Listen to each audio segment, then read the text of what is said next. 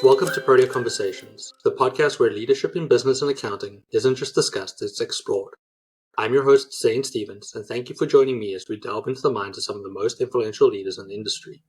Our journey is one of discovery, from unraveling the unique stories that shaped our guest careers to invaluable advice that fueled their success. We're here to provide you with simple, actionable advice to accelerate your career and personal growth. Whether you're a budding professional or a seasoned executive, these conversations are designed to offer insight and perspectives that resonate with everyone. So tune in, engage, and be inspired as we build better leaders together. Welcome to Protea Conversations. Today I'm excited to be joined by Barak, CPA, CVA, and founding partner of Bull Moose Financial. Mike has spent over 2 decades helping dental healthcare practices not just manage their numbers, but truly grow the value of their business. What makes his firm stand out is their commitment to developing young partners, something that's pretty rare in the accounting profession. Under his leadership, Bull Moose Financial has built a model around flat fee billing, diversification, and independence, proving that you don't need to merge into a big consolidator to thrive. In this conversation, we'll delve into how firms like his market themselves in a noisy digital world, how to spot and avoid bad financial advice from social media influencers, and what role AI might play in the future of niche accounting firms. Mike brings not just the technical expertise, but a refreshing perspective on leadership, client relations, and building culture that actually works for both the client and professionals. I feel like this is going to be a pretty fascinating one. And Mike, I'm really excited to learn about your story. Well, thanks for having me. Yeah, it's always interesting when I get to connect with new people. We were able to connect via X, where you've got quite a good presence and you spend a lot of time interacting with other accounting professionals. I spent a little bit of time just working through your social media, trying to get to know you a little bit more. One thing that sticks out to me is that you are pretty clear on your convictions and have strong opinions about various topics, one way or the other. But I also like that you like to share them in a pretty respectful way. It's been nice to give you a follow and sort of learn from you. I'm a bit of a lurker on X at this point. I still don't really understand how that platform works, but it's been an interesting journey where I've spent a little bit of time the last few months. Yeah, it's a fun platform to kind of exchange ideas, and if it can be done so respectfully and you're able to get different insights, different information from other people within our profession, it's been a good thing on balance. You just have to stay out of the politics aspect of it. I wish there was a way to keep them all out of my timeline. I try and hide them as much as possible, but they just tend to pop back up. And I'm like, gosh, guys, I'm just here to learn a little bit about accounting, mostly because I'm not a tax guy. I do like to sort of learn from the tax people out there on like what's coming up, what should I be thinking about for my clients, what should I be highlighting for them. But it is hard to stay away from the politics. My personal one is just sport, which is fantastic. I see nothing but sport on that timeline, but I am still trying to figure out on my professional one how to sort of keep it just to the accounting topics or business topics I want to look at. Yeah, it does get tough. I mean, so I try to stick to tax and baseball and stuff like that. No, that's great. So let's learn a little bit about your story. Been in the accounting space for a long time, but I always like to ask the question, how did you make the decision to enter into the world of accounting in the first place? So I wanted to be an FBI agent when I was in high school, and that seemed like a really cool job. And I was told at the time they hired a lot of CPAs and accountants, primarily to bust white-collar criminals and do those things. And so I went for that degree, and you start working a couple of years in it, you start liking it, you end up getting married and having kids and stuff like that, and you sort of forget why you initially got into it. Yeah. So I don't think any kid really grows up saying, I want to be a CPA. When I grow up, they want to be a baseball player or a cop or a fireman or something far cooler than what a CPA is deemed to be. No, for sure. I'm coaching a 7th, 8th grade soccer team this year, and they're like, Coach, what do you do for a living? And, they guessed a bunch of things, and eventually I said I'm an accountant. And I could see when I said the word accountant, not a single one of them knows what an accountant is. They just kind of inflated. Yeah. They're like, a what? I'm like, I own my own business. They're like, oh, you're an entrepreneur. I'm like, yes, I'm an entrepreneur. Exactly, just like that. Yeah, I'm just like Elon Musk. Exactly. Just maybe a little bit of a nicer South African, but with way less money. So I got my degree in accounting. I went and worked for a larger firm. And I know larger firms get a lot of flack within tax Twitter and those things, but it's a great platform to go out and learn the business. If you get into the right firm, you get a lot of reps doing tax returns, you're getting quality review points from them, and you're really able to build your technical skills, because when you come out of school with your accounting degree, you've had maybe 2 sections of tax, enough to maybe be dangerous with stuff. So having that 3 or 4 years where you're working within a larger construct where you're able to have mentors and people who know way more than opportunities and expose you to more things was just really invaluable. Yeah, I totally agree with you. I spent 4 years at a big four firm, and that's where I started my career. So I do tend to find myself being the protector of big four out there, which gets me a lot of hate, especially from some of the influencers that are out there in the accounting space. They don't like that I protect my big four background. But I think there's a lot of benefit of going to a big firm. The same as I think there's, opportunity in a larger regional firm or even some of the smaller firms. My big belief is what you make of it. Would you sort of agree with that? Like if you take the opportunities that come your way, no matter what that firm looks like, you probably have a good opportunity to succeed. I would tend to agree with it. What I've found though is, and you see it, if you look at most smaller firms, so one of the reasons PE has gotten so involved within the accounting space is they have not been very good at affording their staff opportunities. I think the owners of those businesses tend to get caught up in the day to day. They're not very good at developing talent. If you look at kind of that 3 to 4 partner type firm, in a lot of cases, all the partners are going to be older than me already, Yep. and I'm 51 years old, so I'm not a kid anymore. So I do think going to a bigger firm and being exposed to more things as you are starting out, and quite frankly, most people when you're coming out of school, you're 22, 23 years old. If you are working extra hours in those years, you're not missing, your kids' soccer games or your kids' football games or being around and missing life. You have the energy to do it at that time. So you're going to meet a lot of people. You're going to develop all the things you do need to have your own firm at some point. Yeah, and I sometimes think that the bigger firms sort of take unnecessary flack for the long hours. And I know there is some bad cultures out there, but I worked for, a listed company and I worked way more hours in a listed company than I ever did when I was in the big four.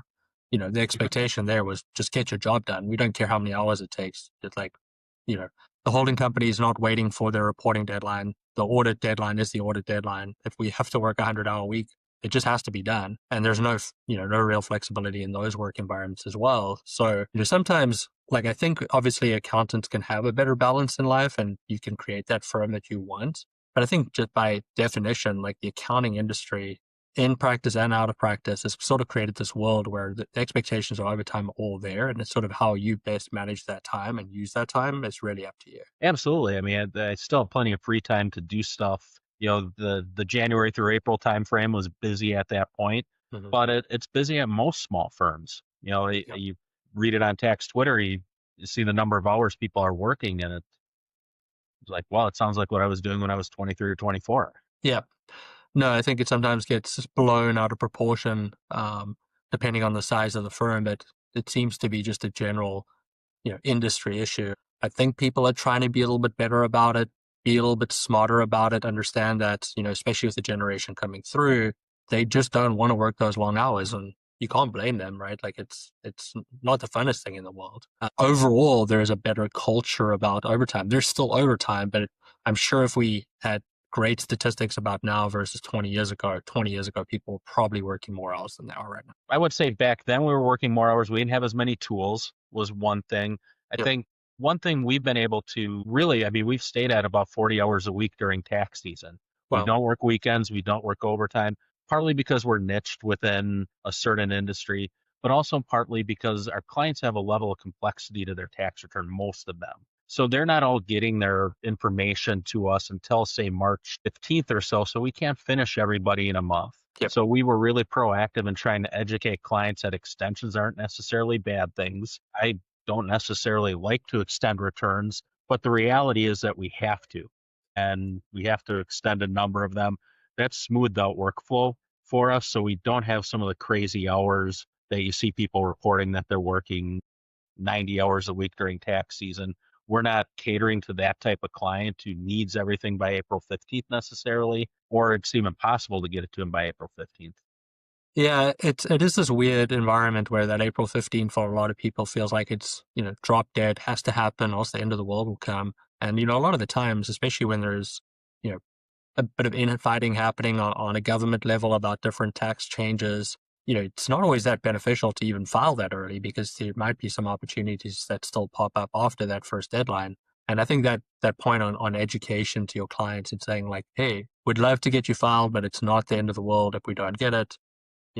filing extensions, not a big deal. I know it's a lot of like the clients that we deal with, even if we get their stuff to their CPAs early, most of them aren't even caring about it because, that business owner has multiple other businesses. They're waiting for K1s to come in from 100 different places before they can even get started. So, we are very cognizant in terms of which are those that are going to get filed, and then we get them as early as possible. And the ones that aren't going to get filed, we push them a little bit later.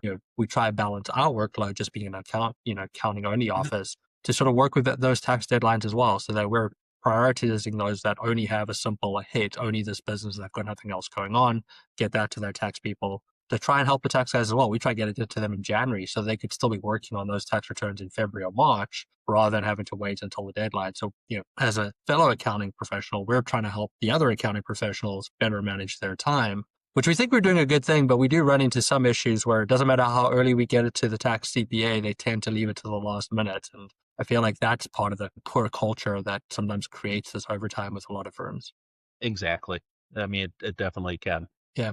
It's interesting how a lot of them will just sort of procrastinate on it and then complain about the long hours right around deadline. How did you guys create it? I mean, you obviously sort of touched on it. It's a very industry specific, and you have a firm built around, dental practices. It still takes a lot of work to get to the point where your office is only working 40 hours a week. Like, what else are you doing to sort of make that a reality? So our clients are all on for lack of a better term, a subscription model. So in order to become a client here, we are telling any new client, we have to be doing your bookkeeping for you. We're generally going to be doing your payroll for you. So on a month-to-month basis, we have very good financial statements. We're meeting with the clients at least 2 times a year to go over the financial statements, to go over their tax projections. So at the end of the day, their tax return is not a surprise. I mean, it's an end result of a process that we've spent an entire year doing. So I think having, the nice thing about dental is it's a business that has enough complexity to it. I mean, there's enough issues with buy-ins, buyouts, and, practice metrics and things like that that keep it interesting. But at the end of the day, we're doing cash basis accounting. It's not accrual. We're not issuing audit statements. So a lot of the harder things that some CPA firms have to do, we're devoid of. And it's not to say what we do isn't difficult or isn't hard. It's just we have it streamlined to a point that we're not putting out fires all the time for clients. We're keeping them up to date on a monthly basis. And when we get to the end of the year, we might be waiting for their 401k or what they want to do with that, or we're waiting for 1099 statements and stuff to finish all their stuff. So that's allowed us to keep our hours normal. I think we're also, as a group, we've been good about creating new partners within it. It hasn't been one partner who's holding so much business that they have to be involved all the time. There's 4 partners right now. We're all in a stage of life where we have kids who are ages, I think, 8 to 16. So we want to be there to enjoy that aspect of life. And, we have another partner who's probably going to be made a partner by the end of this year who's in her 30s. So it's trusting your staff to do their job and giving them the resources to complete their job and bringing them along so they keep continually getting better at everything so they can make those steps to partner. I'd like to talk about the partner stuff a little bit more, but I first want to ask just about the discipline, about creating that process, that subscription model, and sticking to it. I think a lot of accounting firms would love to all be in that situation where they are focusing on a subscription model that creates that, for lack of a better word, a conveyor belt that allows for better flow of work, better planning, allow you to work out your overtime. Obviously, you have enough team members, so you're not, overcommitting work to people. But sort of talk to me through sort of how did you develop this subscription process, and how have you created discipline internally to make sure you stick to it? So the subscription model has been around for probably about 20 years now. I mean, Ron Baker was kind of that first guy who really went out and talked about, hey, we're going to do value billing and we're going to try to get people to sign up this way. And to me, that was something that always made a lot of sense as somebody who had filled out a timesheet before. The client doesn't care how long it takes me to do something. They care about the end result of whatever process we're trying to get to. And it's not necessarily an easy process. When you're first starting a firm, you do see a lot of tax Twitter saying, hey, you have to have a $1,500 minimum, or you have to have this. The reality is you're going to take on some work early on to keep the doors open to develop the firm you want, whether it's a subscription model type firm. It could be 1040s of a certain parameter. You're going to have to do some of that stuff early on in order to get you there, but having the wherewithal to go as we continue to pick up, being able to offload clients that no longer fit your model. So it wasn't something that was born overnight. When we started this firm in 2006, it probably took me 8 to 10 years to get it right and to get it to the point where we could just say, we're looking at dental practices, we're looking at medical practices, and that's basically all we're doing right now. But early on, you're kind of saying yes to everything because you'd like to eat, you'd like to pay your mortgage and do those things. Yeah, and I agree. We're a niche firm that deals with wineries, and when we first started out, we'd take everything that had to cover the bills at the end of the day. So we would take it on, and then developed what we wanted to do, and we're able to niche down to a point even now where we can go a little bit broader. We do some importers, which is they're not a true winery, but they're selling wine, and you can make those adjustments along the way to sort of create the firm that you're looking for. But I am intrigued by the flat fee model that you've got going because it obviously encapsulates a lot in terms of the bookkeeping, payroll, and taxes. How do clients or potential clients, especially ones that, just been introduced to you, sort of react to that type of, subscription fee? I think our clients have always been very receptive to it because they know it's what clients used to not like when we were doing hourly billing and stuff like that is you'd get like 2 or 3 really big bills a year. And it became like this shock. And I think clients kind of even appreciated right from the start that I know my flat fee is X amount per month. If I have a question, I can call you. I'm not going to get nickel and dimed with another bill. One of the things our fixed price agreement has in it is unlimited phone call and email. Now, I think some may say, well, that could be abused. But generally, when we see it in theory being overused is by a client who is maybe just starting out. They bought a dental practice, so they're going through a transition. And those are the areas where you're cementing that relationship with the client. That's where you're turning that client who just started with you into a 10 or a 15 or a lifetime client because you were investing maybe a little bit of time into them that you didn't necessarily get paid for to develop that relationship. So we've never seen that as a big deal. And then as clients get established, yes, they're going to periodically have questions and they'll send you an email. You go ahead and answer the question. We don't want a client ever withholding a question or a concern they have that could potentially become a big deal because they're afraid of getting another bill. And that part has worked out really well for us. And now as new clients come into the fold, more and more accountants are billing this way. So if you look within our niche, or I'm sure other niches that are out there, that's kind of the expectation that if they're talking to 3 or 4 different CPAs in terms of, picking somebody, they're all going to kind of have a similar proposal to it. So now it's widely accepted. Yeah, I definitely think there's more and more people moving towards it, which does make it a lot more acceptable. Do you think that it's improved your retention by moving to this model? Well, I think absolutely. I think the 2 things that have really improved our retention, I mean, the reason we get clients or when we talk to clients, the first question we always ask is, why are you switching? Because that can give us a lot of red flags as to, do we even want this engagement? But the most common reason will be, it takes my accountant forever to answer a question. So that's a problem. They get a surprise at tax time, or they want somebody who is industry specific, and so if we're able to answer our phone, if we're able to get back to emails, again, we try to be within 24 hours in all cases, and we try to be proactive that, yes, we can't get you out of paying every single tax that's out there, but what we can do is make sure you're prepared for what is coming, maybe give you some alternatives as to what you can do to help bring that down a little bit, but you're not going to come in on April 15th where we're going, by the way, you owe $100,000 and we didn't tell you about it. So that, I think the proactivity of that agreement, when you're billing somebody monthly, I feel like it puts a little bit of pressure on us to generate some value by sending out client updates on tax law changes or business changes or things like that, and forcing them essentially to meet with us twice a year and go, look, we have to sit down after tax season, go over where your numbers are, and we're going to do it again toward the end of the year. That's part of your agreement with us. So it keeps us in front of them. We have recurring work that we're putting out for them.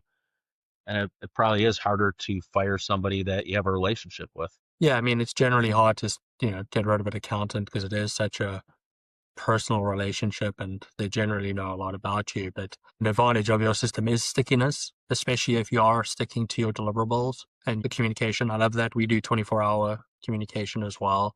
We think that's really important because same for us, when we get clients coming to us, number one, like problem they always have is communication was poor. We're not getting answers. Number two, hey, our accountant doesn't have wine industry experience. They don't understand costing, time to move. Mm-hmm. So those are two good ones. Obviously, the big red flag that maybe you're alluding to is when they're saying they want a cheaper price. Those are the ones that I generally tell them, you're probably not going to get that with us, but I'm willing to at least start a conversation. We'll take it from there. I would say cheaper price is a good red flag. I think the second one is there are people who think if you're making a ton of money, there's a way we can completely get you out of taxes. And at the end of the day, we can't.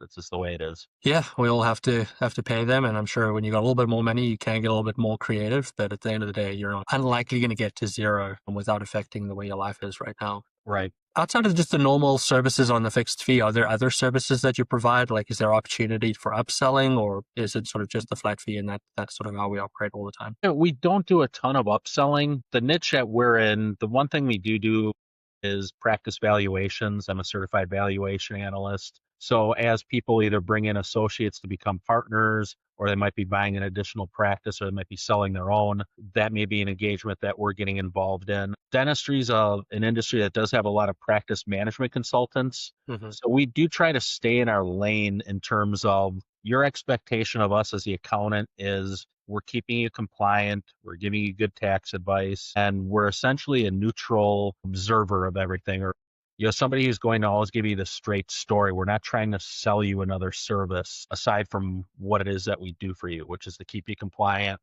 keep your taxes as low as we can, and offer you business advice without any real strings attached to it. We're not trying to sell a consulting agreement to them. Yeah.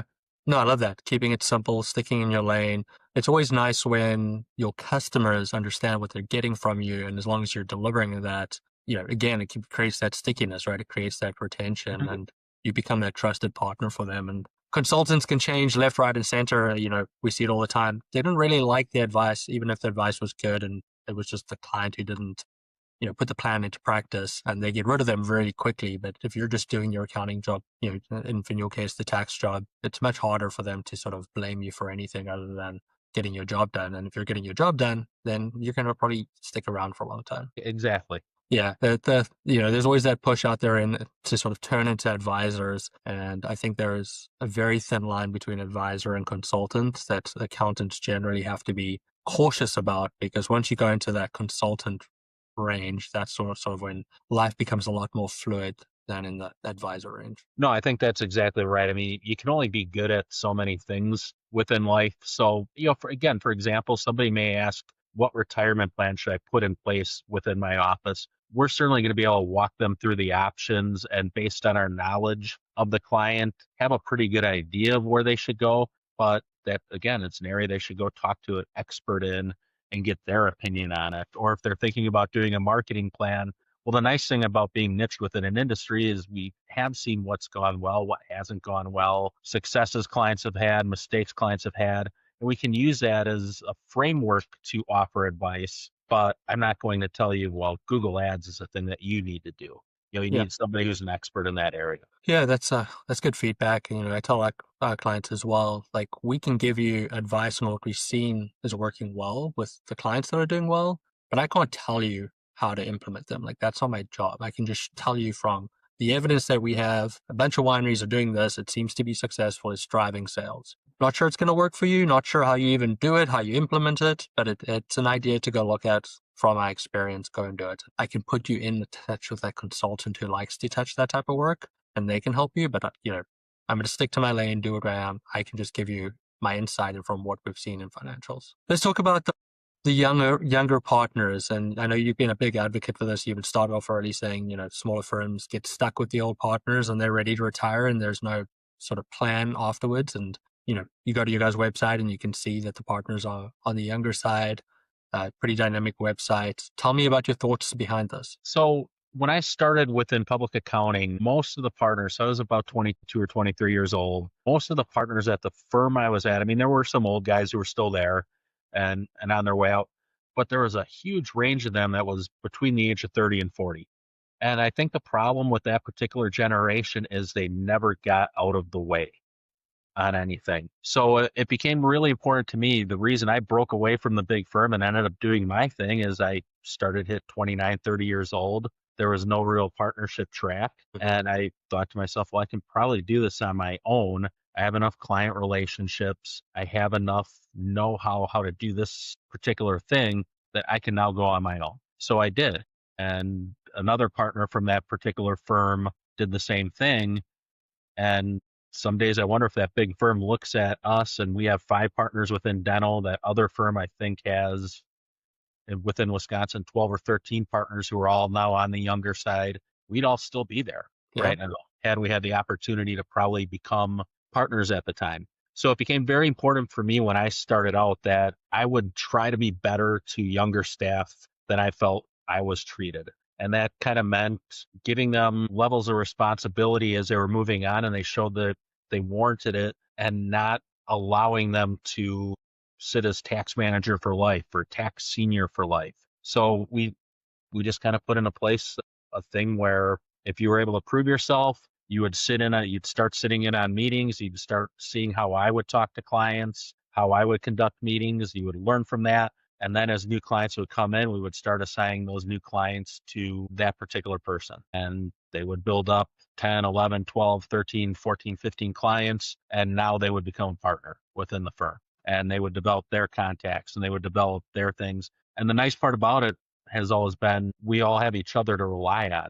So if there's an issue with valuation, my partners can come to me. If there's a specific real estate question, I can go to my partner Megan and talk to her about it. So it's been something that's really important to the firm. And I think it's been something that has differentiated us amongst a lot of firms in our area, that if you come here, if you're a good worker, you'll probably be a partner within 5 to 10 years, if not sooner. No, I think it's a good point. I think a lot of firms lose good people because they don't see progression, right? Or they don't see a path. And when I speak to people, it's not even necessarily they want to be partners, but they do want to continue to grow. Obviously, in your case, that growth is into a partner role, but people want to understand that their hard work is appreciated. They can be given more responsibility. They can take on more opportunities. Could be a partner. It could be taking on a lead role in a specific part of the business. There could be some sort of focus. You can't just like that other firm, just let 2 of you guys walk out the door, clearly talented accountants that, wanted to do well. I'm sure if the opportunity was there's a good chance your story is very different and you're still sitting at that firm and in the partner role if that was possible. But people want to progress. You can't just forget about it.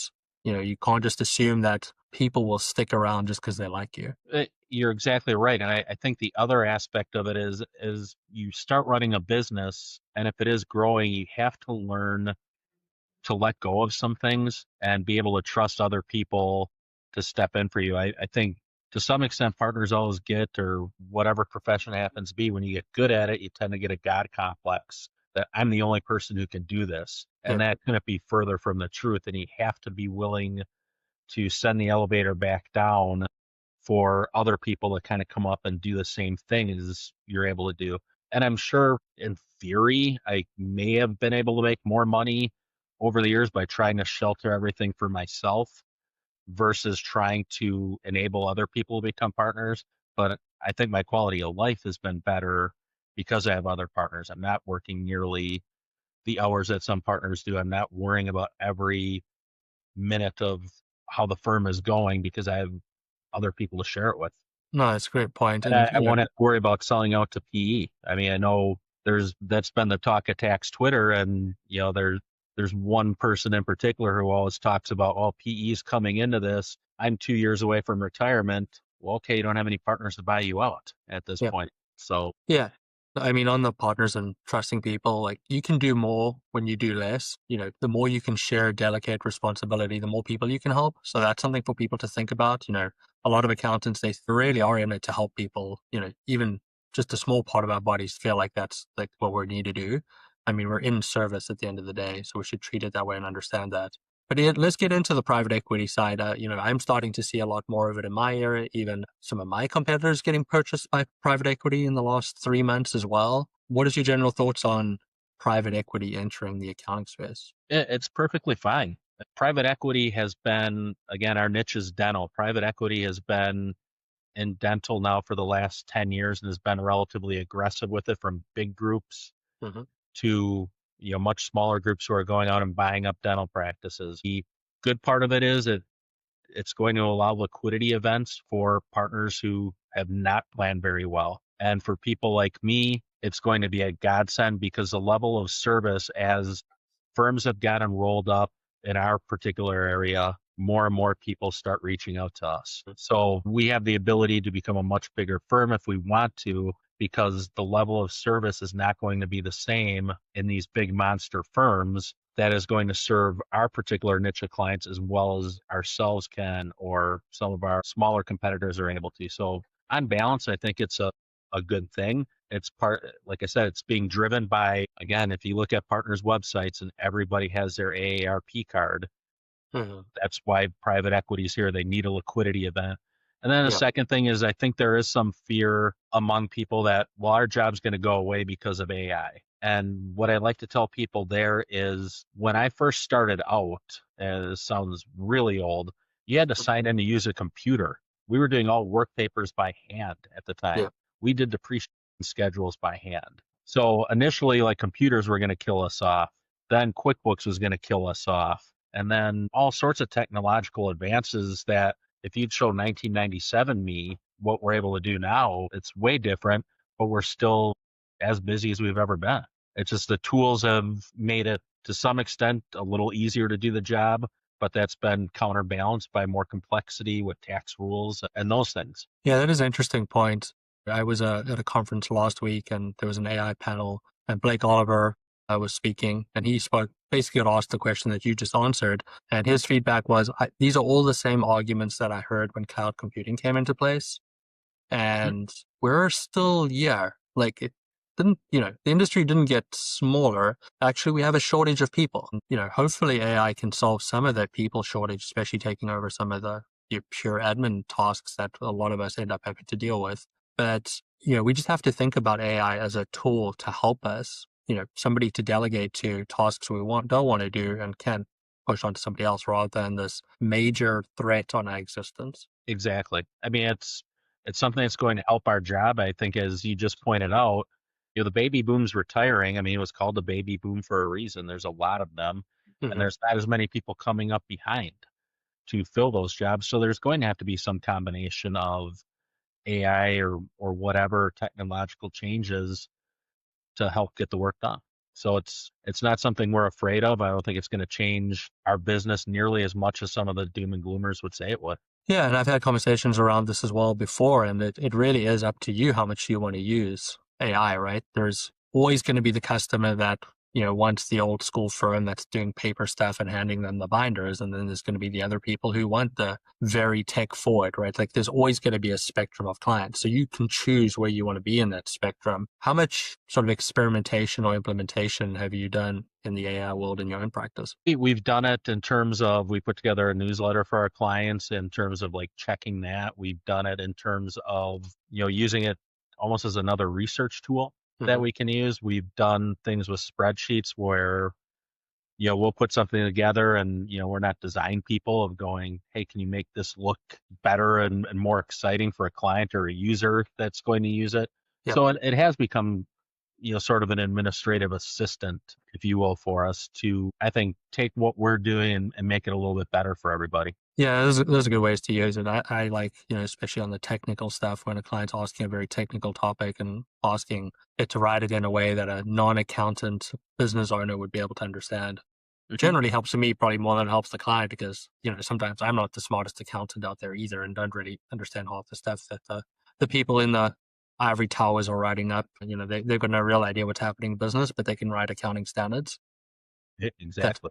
It's been a good place. And I'm sure, especially for tax people, with all the changes that's been happening at the moment, I sit back and wait for everybody from the tax place to tell me what's happening in the changes in tax. But I'm sure that's a good place where you can use it to summarize documentation to get a sense of where you should be spending your time. No, and that's exactly it. I mean, it's something that, again, can help summarize thoughts, help put it in a more digestible format for people when the one big beautiful bill came out. You'd go into ChatGPT and it would give you at least a baseline, and then you would use that baseline and kind of put it in your own voice a little bit instead of starting from step one.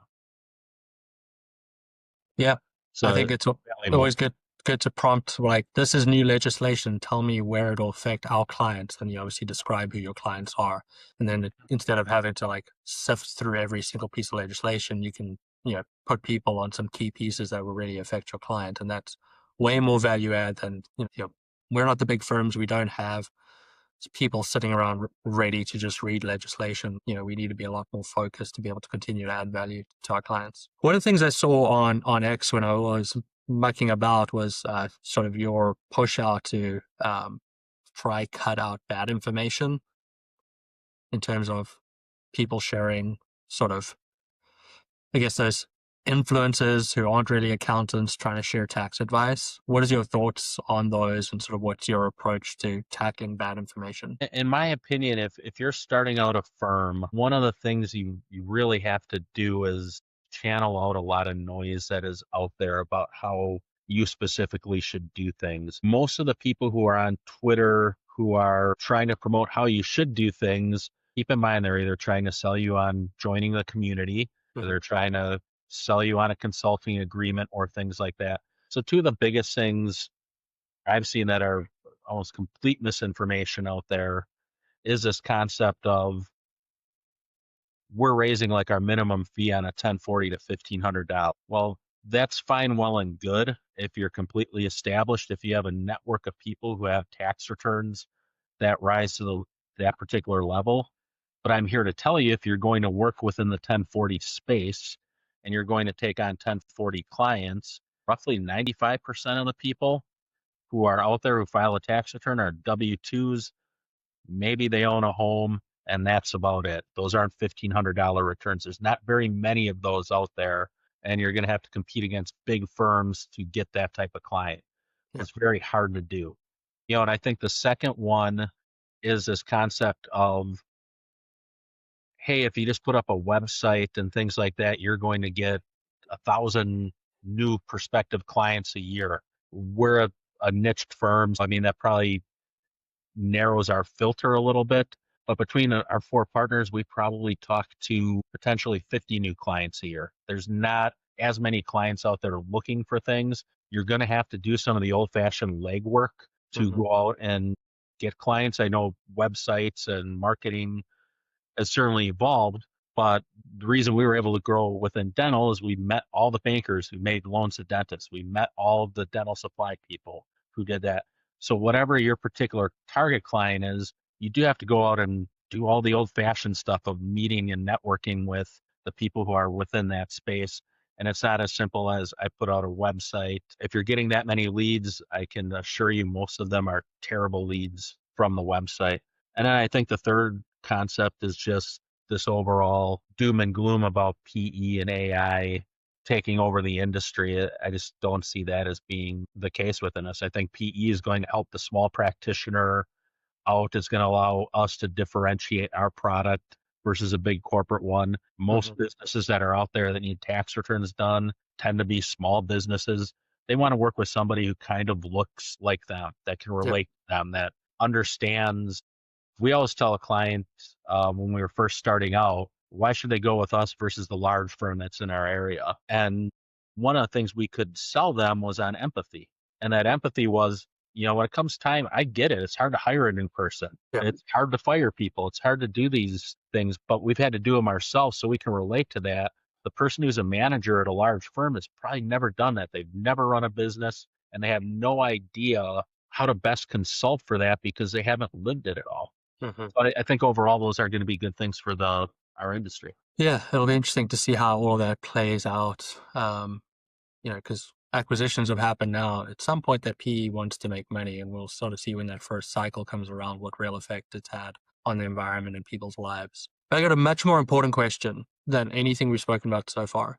Tell me about the name, Bull Moose Financial. So the hardest thing to do in any firm is to name your firm. The easy, we would have taken our last names, or the two of us at the time, taken our last names and done something. There's a quote by Theodore Roosevelt that basically says you you have to respect the person who's out there in the arena and doing the hard work. You shouldn't be criticizing somebody who's taking a chance. So we view business owners as people who are going out there, they're taking a chance, they're taking out loans, they're taking a risk, they're putting effort into it. So that particular quote really resonated with us as we were starting our business. And then Roosevelt started the Bull Moose Party. And he was actually shot here in Milwaukee while he was campaigning for the Bull Moose Party in 1912 or so. We thought, well, it's a fun name. It's different. You know, you can have a fun moose mascot and everything. I love the mascot. Like the emblem, the moose is awesome. I really like that. You know, and it looks good on t-shirts, so it's memorable.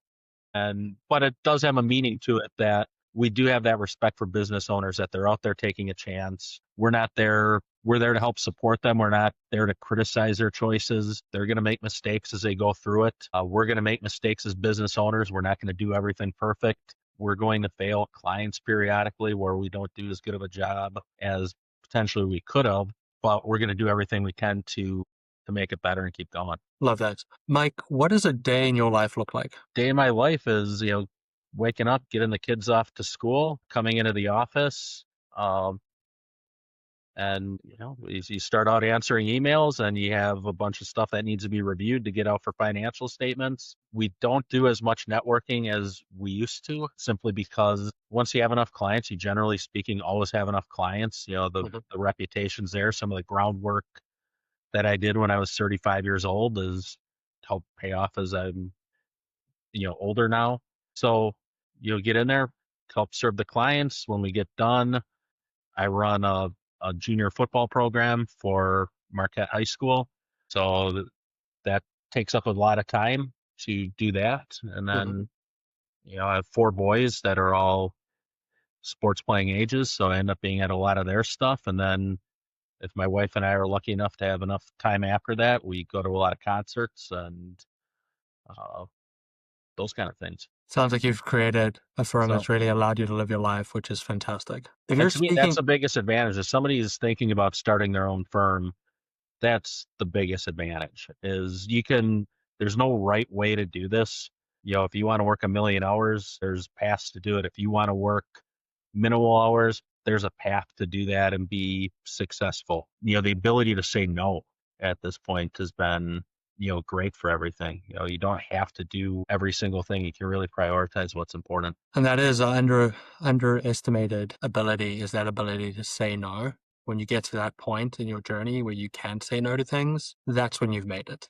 Exactly. Mike, if I'm talking to a new accountant or somebody that maybe is coming into the accounting world, what advice would you say I should give them? Again, I think if I'm a younger accountant coming out, I would go to a big firm to start out, or at least a regional type firm. Again, just keep your head down. You're going to get a lot of experience. Try to figure out within there what it is you like.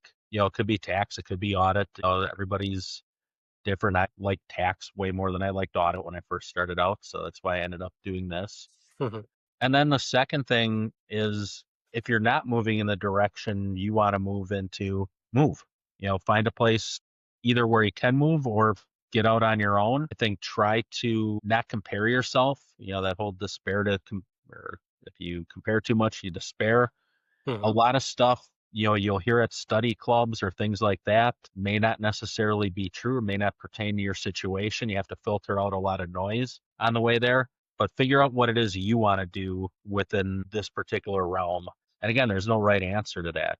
It could be any number of things, and then find the people who help you get there. Yeah, I think that's great advice. You know, we see it with younger accountants a lot of time. They feel like they need to be further along than they are, rather than enjoying where they are in the journey right now. And, you know, take the time, enjoy where you are, learn from it. If you don't like it, move on, find somewhere else to learn. You know, as long as you keep moving forward, it doesn't have to be stratospheric and flying up to the top quickly. It can be if you want it to be.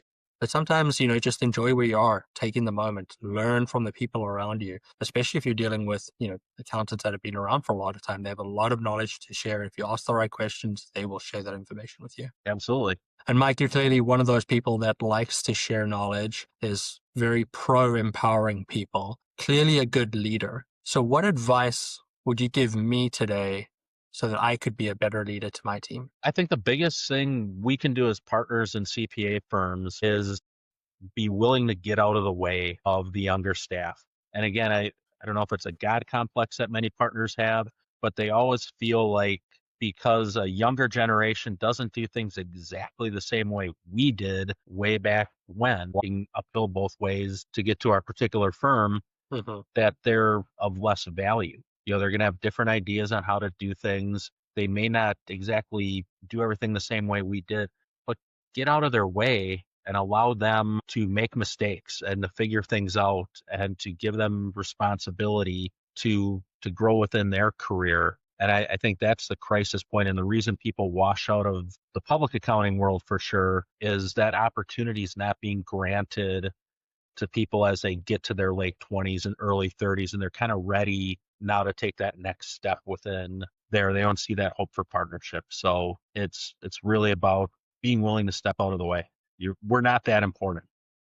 Yeah, that's a great way to sum it up. We're not that important. Learn to trust, learn to delegate, and your life will get better. Mike, I really appreciate your time on Produce Conversations today. We like to end with some rapid fire questions. So if you're ready, I got 5 questions for you. All right, here we go. What's your dream vacation? Alaska. Do you prefer audiobooks or paper books? Paper.